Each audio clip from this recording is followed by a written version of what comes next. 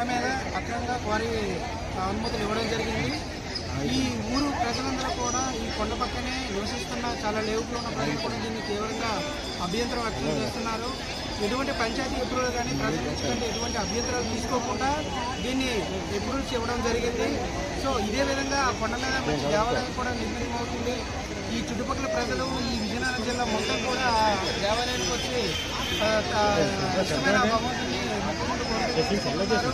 So ఇలాంటి సమయంలో అక్రమంగా ఇప్పుడు ఇంత ఈ ప్రజానికం కానీ ఇంత పశువులు కానీ వంత కానీ మేతకు ఈ ఏదైతే కొండ ఈ కోతకు గురి అవుతుందో దాని ద్వారా ఇబ్బంది కూడా కలగబోతుంది.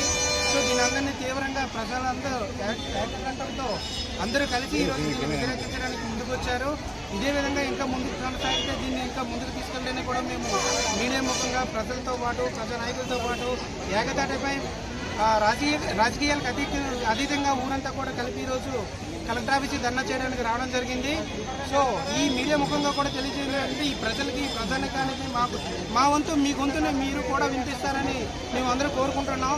ధన్యవాదాలు.